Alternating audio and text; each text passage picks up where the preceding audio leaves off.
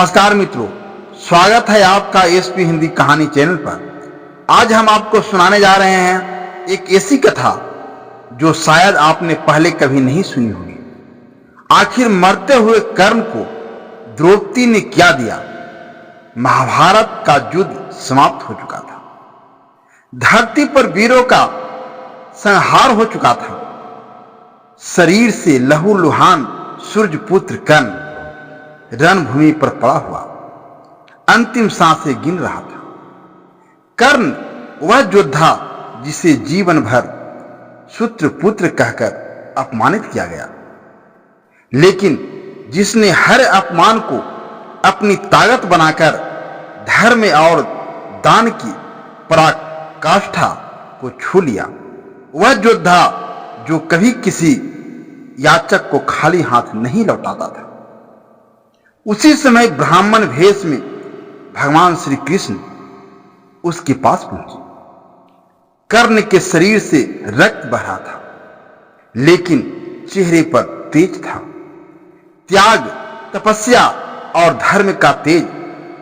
श्री कृष्ण बोले, हे कर्ण, मैं एक ब्राह्मण हूं और अंतिम समय में तुमसे कुछ दान मांगने आया हूं। कर्ण मुस्कुराया, स्वागत है ब्राह्मण देव, बताइए क्या चाहिए? मेरे पास अब कुछ नहीं बचा, परंतु दान तो मेरी आत्मा है।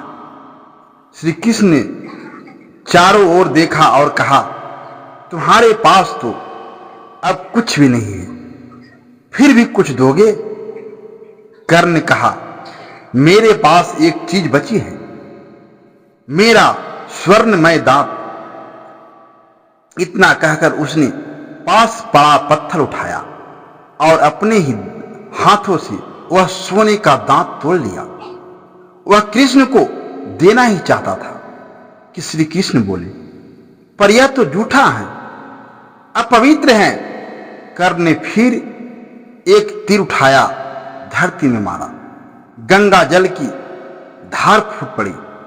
उसने गंगा जल से दांत को धोया और श्रद्धा से कृष्ण को सौंप दिया। भगवान श्री कृष्ण की आंखों में आंसू थे। वो बोले, हे कर्ण, तुम्हारा जैसा दानवीर इस संसार में कोई नहीं। मांगो 3 वरदान। कर्ण ने पहला वरदान मांगा, हे प्रभु, आपके अगले अवतार में मेरे जैसे वर्ग का कल्याण हो। दूसरा, मुझे अगले जन्म में उस भूमि पर जन्म मिले जहां आप राजा हो। तीसरा, मेरी अंतिम संस्कार उस भूमि पर हो जो पाप मुक्त हो। श्री कृष्ण क्षण भर के लिए मौन हो गए। बोले, यह संसार तो कर्म भूमि है, यहां हर जगह पाप हुआ है, परंतु कर्ण, मैं तुम्हारा अंतिम संस्कार अपनी हथेली पर करूंगा। और फिर श्री कृष्ण ने अपने हाथों से सूर्यपुत्र कर्ण का अंतिम संस्कार किया। लेकिन कहानी यहीं खत्म नहीं होती। जैसे ही द्रौपदी को ज्ञात हुआ कि कर्ण अब इस दुनिया में नहीं रहा, वह मूर्छित होकर गिर पड़ी। चेतना में आने पर वह बिलखती हुई रणभूमि में कर्ण के पास दौड़ी चली आई। शरीर से रक्त स्नात कर्ण के पास बैठकर द्रौपदी फूट फूट कर रोने लगी।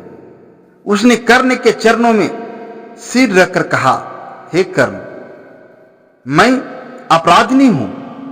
मैंने तुम्हें सूत्रपुत्र कहकर अपमानित किया। मैं नहीं जानती थी कि मेरे द्वारा किया गया वह अपमान तुम्हारे मन को कितना छलनी करेगा। आज जब तुम्हारे बलिदान और धर्म की गाथा सुन रही हूं, तब समझ पाई कि तुम कौन थे।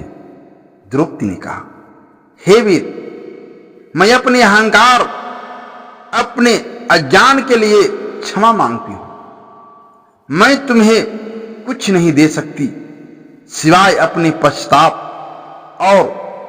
और सुप्रीत श्रद्धांजलि की।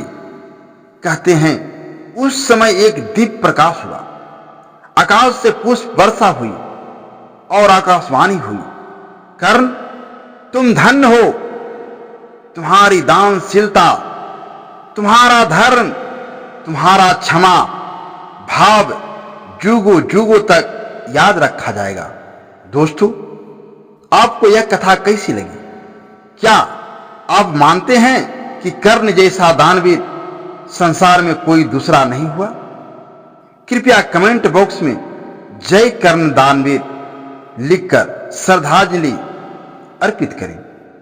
वीडियो पसंद आया हो तो लाइक करें, शेयर करें और एसपी हिंदी कहानी चैनल को सब्सक्राइब करना न भूलें। राधे राधे, जय श्री कृष्ण।